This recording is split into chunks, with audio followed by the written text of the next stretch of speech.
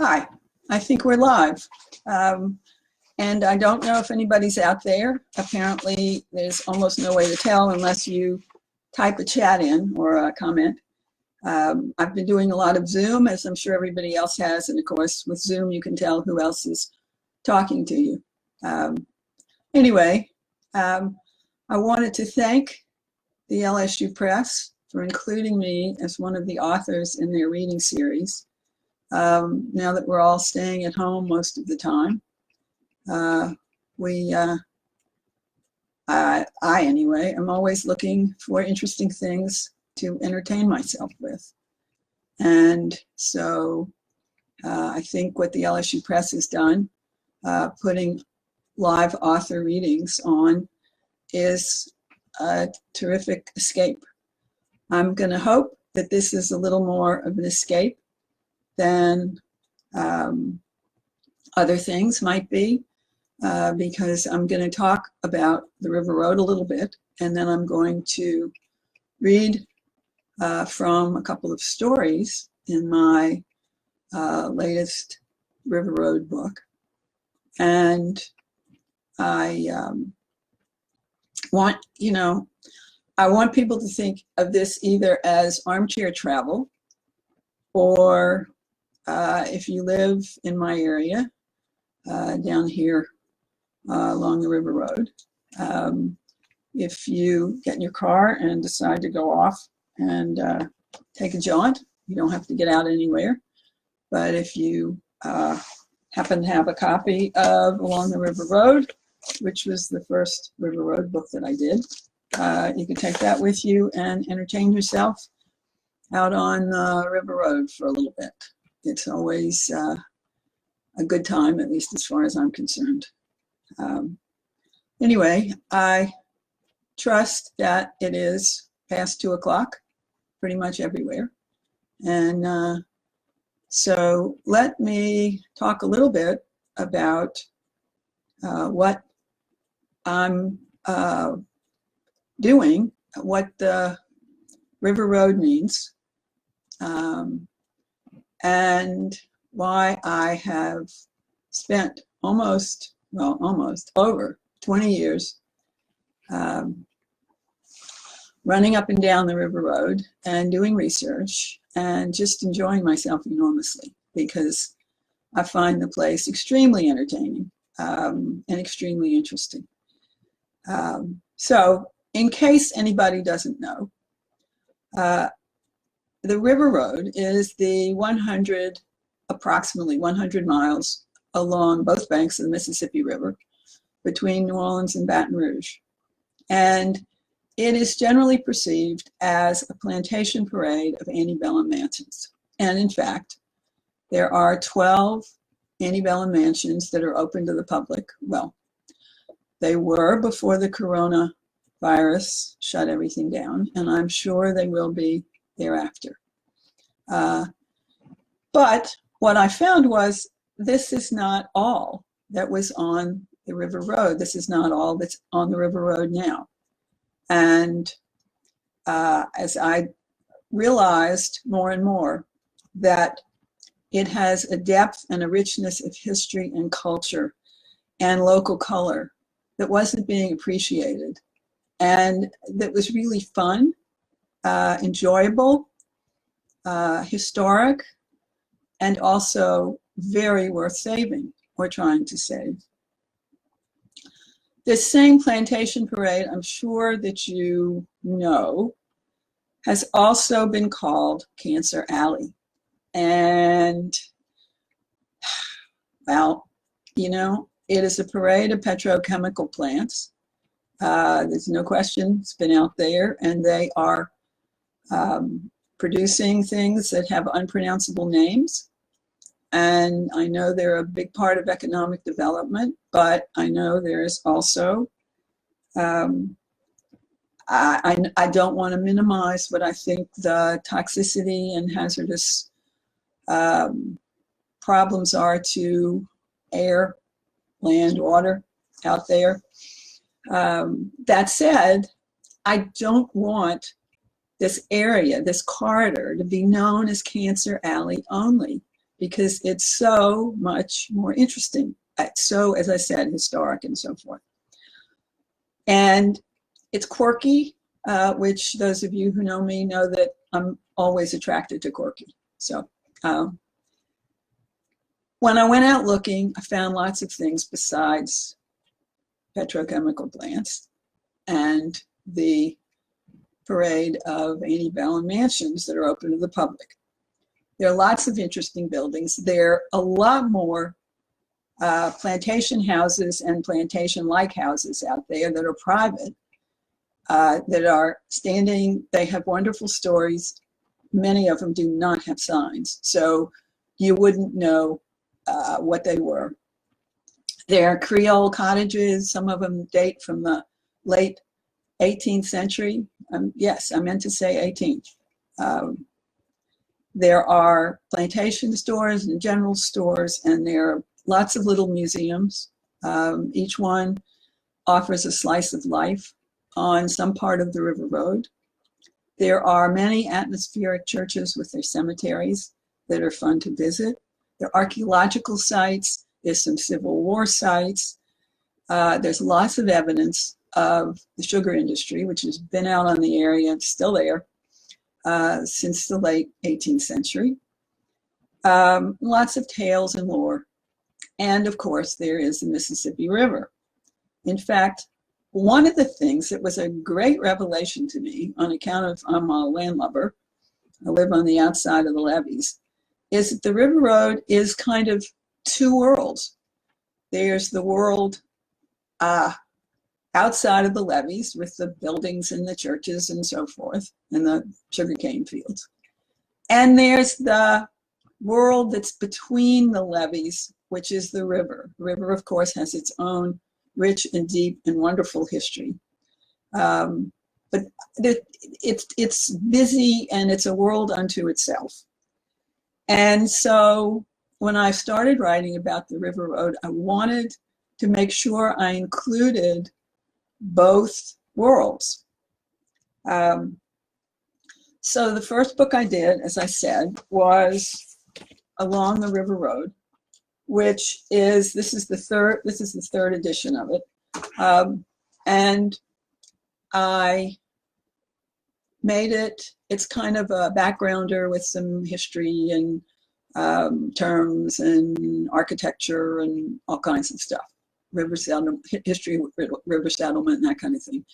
And then it's a guide following your odometer, going upriver on the east bank and downriver on the west bank, because that was the only way we could figure out, the LSU press editors and I, back in, Lord, can't remember when the first one was done. Had to have been something like 96, I think. Anyway,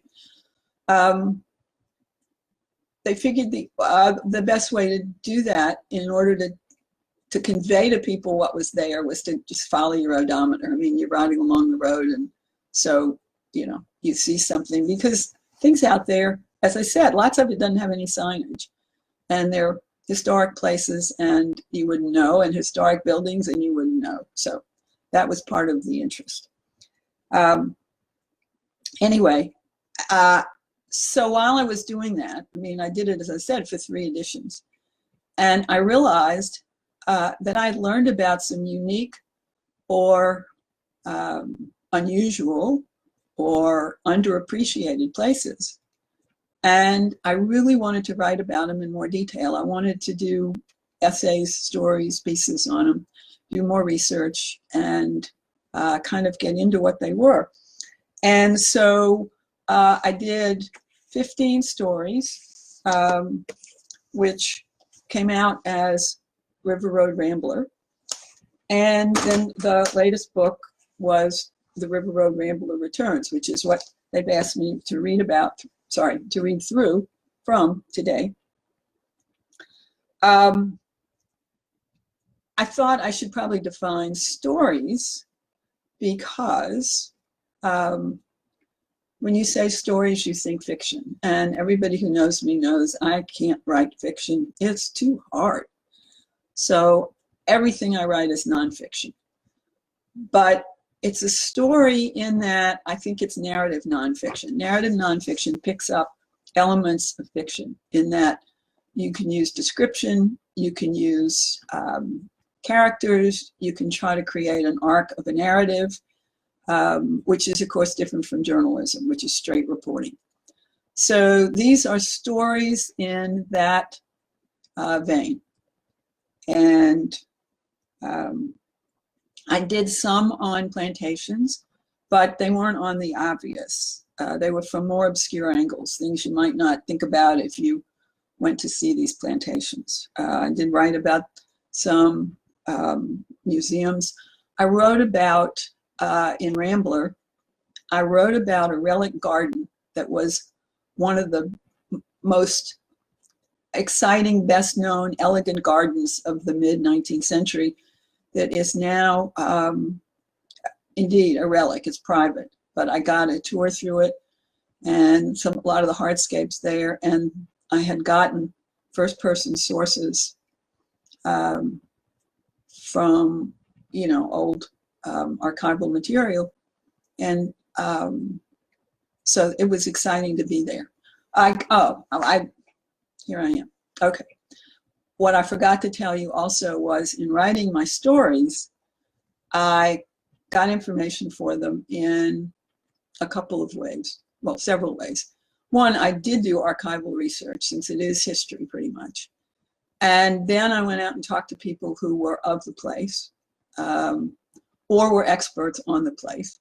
And then I went out and interacted with the place myself. So therefore, when I put together the story, it had all these elements in it.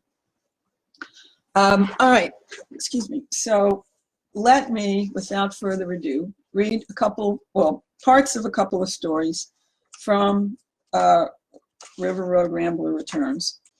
And the first one is from inside the levees, and the second one is from outside the levees. So these are just two of the total 29 stories that are contained in Rambler and Rambler Returns. All right, the first one is called Pushin Cargo, and you'll see what it is. Tugboats pushing tows are iconic on the Mississippi River, I told Jeff Kindle. I've watched them slow dance up and down the river for years and don't know anything about them because I live on the outside of the levees. So I'd like to ride along on a tugboat with barges to understand how they operate. They're towboats, not tugboats, he politely corrected me. Jeff, as vice president of Gulf Operations for American Commercial Barge Line, a marine transportation services company, is an authority on such things. Boats that push a rig of barges up to 50 lashed together and called the tow have flat or squared bows so they can fit tightly against their load. Tugboat boats have pointed bows. Perhaps my ignorance as a landlocked layperson amused Jeff because he agreed to arrange for me to spend a day on one of ACBL's vessels, where I would not only learn how to distinguish towboats from tugboats, but also gain at least a superficial understanding of how these marine workhorses do their job. I'd be inside this world of metal and motors, within the fascinating parallel universe that operates between along the inland waterway system and between the levees. The river was a silvery ribbon of wave-cut water under a dawning sky streaked with raspberry and lemon as the ACBL supply boat pulled up to the gently undulating main dock of the Jackie L. O'Neill. The Jackie's white exterior practically glowed in the rising sun that seemed to spotlight her red, white, and blue squared ACBL pennant logo.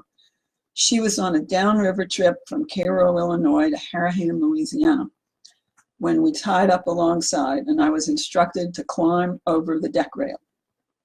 Towboats travel 24/7, Captain Scott Richardson, the Jackie's senior officer, told me when I later sat with him in the wheelhouse. So the Jackie wasn't going to pull ashore for me. Towboats are refueled and resupplied midstream while moving. Specialty marine service boats pull alongside to deliver groceries, fuel, water, and any other necessities. The only time we stop is for engine trouble or bad weather, he explained. My adventure on the Jackie would take about 10 hours. Jeff had forewarned me. Expect to ride most of the day from embarking just above Port Allen to leaving the boat at Convent. This was only 80 river miles, not a long distance, and I had wondered how it could possibly take so long to cover a stretch I could drive in an hour and a half. But as I learned on board, a working towboat is the tortoise of the river. The Jackie was shepherding a tow of 40 barges, an apron of metal spread out in front of her like a small park, 8 across, 5 deep. In fact, if the collection of tightly fitted and lashed barges had been laid out across a cane field, it would have covered more than an acre. With a load as large as this, forward progress can only be 8 to 10 miles per hour downriver at the best of times, and this calculates the sum of engine power plus a friendly current. When a loaded towboat travels upriver against the current, it is even slower, probably holding at only 4 or 5 miles per hour. Paul, the steersman or apprentice mate learning the captain's trade, welcomed me aboard. He inherits such menial tasks as orienting visitors to the boat, handing out the requisite pumpkin orange life jackets, and offering safety briefings. These included warnings such as, if you hear an alarm, come to the mess room, and the overboard alarm is 6 short blasts. Okay, so I was on the boat all day. I got to wander all of it. I spent a great deal of it up in the captain's quarters, the wheelhouse, that is, watching what he did, which was absolutely amazing.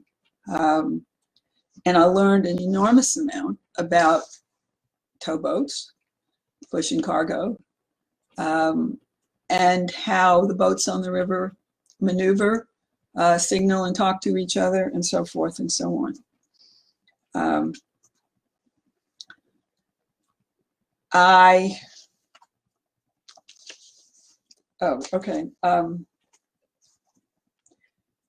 Helming a loaded towboat is a continuous challenge with no autopilot. Soon after I came on board, we approached the Highway 190 bridge at Wilkerson Point, and I was wary, actually worried, how a boat pushing 40 barges could possibly pass through the bridge supports without scraping or hitting them. If we could keep to the far right span, Captain Scott explained, we could keep out of the current, which would make it easier to maneuver. He was thinking out loud for my benefit in his laconic manner, his words seeming to pass through his white lampshade-shaped mustache. He manipulated his boat and tow into position and toggled the throttle. I could feel the revved up vibrations and loud rumbles and could tell by the speed at which we passed shrubs on the Batcher that we had slowed noticeably. Then we smoothly glided between 2 concrete support pillars with room to spare. And since I was not in charge, I rewarded myself with a glance up as we passed under a bridge I had crossed many times. Its undergirding of industrial-grade metal resembled lacework, while the strips of divided highway looked like 2 textured ribbons. All right, Baton Rouge to New Orleans is the most congested segment of the 4th longest river in the world. And it's got continuous traffic, and we passed traffic all day long. And so I learned a lot about how they have to put the tow together, where they have to put the barges, what they do, blah, blah. Anyway, I went to lunch, had a long talk with the woman who works in the galley. She has to feed them 3 square meals a day in 2 sittings each. And she is on for a couple of weeks and then off for a couple of weeks, probably goes home and falls apart. And then here is the ending of this story. Jeff Kindle had predicted that the highlight of my day afloat would be the opportunity to walk out the length of the 1,000-foot-long tow to its head. In mid-afternoon, I donned my orange life vest and followed 3 members of the deck crew toward the Jackie's bow deck. For the first time, I noticed 2 double forward-facing staircases that rise high above her deck. Tow knees, my escorts told me, used when the load is empty and barges float higher. allowing the boat to adjust to their level. We threaded our way past a tangle of lines and into the center of the tow, a procession of agile feet sidestepping assorted cleats, tiptoeing over the ropes that crisscrossed at each barge corner, balancing on the narrow rims of the barge decks. If I glanced down, I could usually see a glistening sliver of water just beneath us, through the narrow crack where the barges didn't quite touch. And then we reached the head of the tow. The river, whipped by the wind, sloshed over the barge decks, and I stood there, right at the level of the water, midstream in the Mississippi River, balancing against the whole wall of the lead barge and rocking with the undulations of the river. As I held tight, I surveyed the broad and immediate vista of the river sprawled before me. It was as if I were on a slow-moving metal beach and I had achieved, however briefly, the feeling that I was part of the river. As you can tell, I really like the Mississippi River, so I've always looked for excuses, particularly on this project, to get out into it. All right, the other story I'm going to read from is called Encore for Ashland, and it's about the Ashland Valhelene plantation house, which was rescued by Shell Chemical. And I wrote this story because I thought of it as a man bites dog story. Ordinarily, preservationists are not real enthusiastic about the petrochemical industry, but in this case, a petrochemical company rescued one of the iconic plantations that probably would have fallen down without them. And it's, anyway, it was lovely to see. And so that's why I wrote about it. I remember my first tour of Ashland Valhelene. It was a wintry day in the late 1980s, and I'd spied a small sign at the intersection of the River Road inviting visitors to tour the elegant column box of a mansion visible from the road.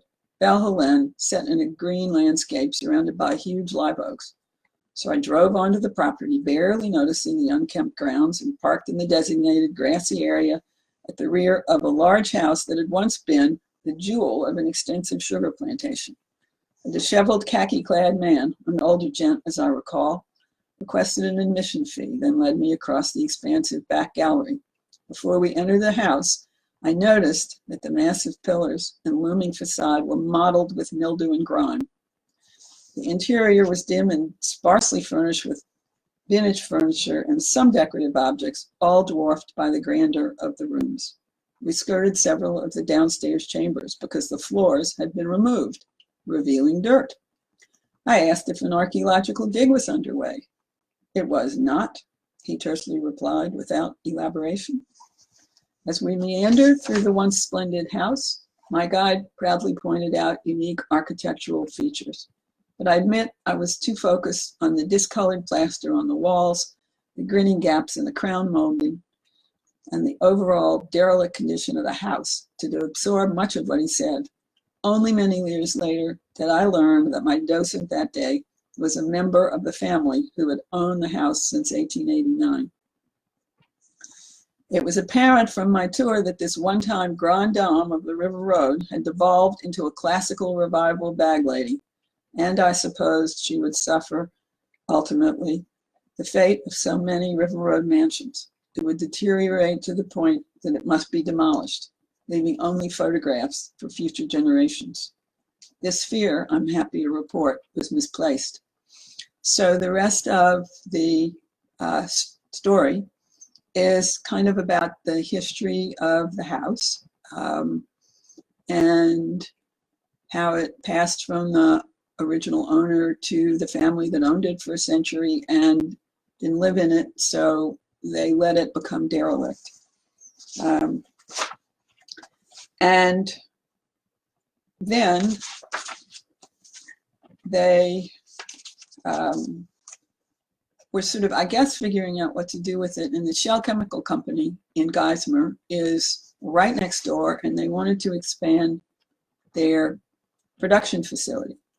And they agreed to buy the property. And one of the tenets of the agreement was that they would not tear the house down. So they agreed to stabilize the house. End of agreement. But they had the house, they had the property for a few years, quite a few years. And then they figured out that they could use the house if they fixed it up. And they decided that they were going to restore it. The restoration was extensive. The long damaged plaster walls were repaired, the crown moldings were repaired and reproduced.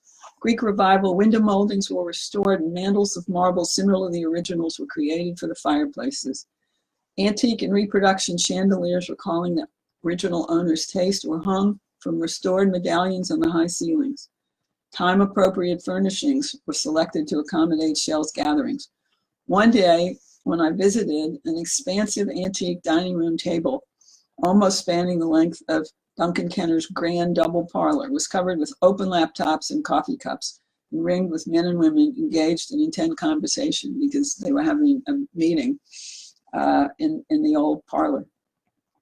And then I described some more about what the house looks like now. And the contrast with the house I saw in the late 1980s is breathtaking. And according to Kevin Hardy, Shell's community relations, they're pleased with the investment. The house is a much-used meeting space and a site for company functions such as retirement parties. But ever conscious of public expectations, Shell has continued to ponder ways to create some kind of regular visitor access, while adhering to the absolute caveat that Ashland would never be open for routine tours. That meant like the 12 houses that are open to the public. Not long after Shell began restoring the interior of Ashland, I heard rumors that preservation purists objected to that this iconic River Road mansion would not be returned to perfect antebellum splendor and opened as a member of the Plantation Parade. But I personally am grateful that Ashland Belle Helene will never again suffer from the vandalism, neglect, and ravages of time that could lead to its demolition, and that she is again a grande dame of the River Road. And for Ashland Belle Helene, her highly unlikely white knight was the Shell Chemical Company. So I really thank you, whomsoever. I see some people are here, and I guess if you wanted to ask questions, you could, although I'm not sure how one answers them on Facebook Live. Anyway, thanks so much for coming, for joining me. And if you take a ride on the River Road, I hope you'll enjoy it and be enthusiastic and tell people. And also stay tuned to the LSU Press author readings, because I know they've got more coming up. And the ones I've seen before me were really great. They had some poetry and they had some other nonfiction. And I know that you will enjoy them. Many, many thanks for being here, and stay well, be careful, and I'll see you, hope, when all this is over.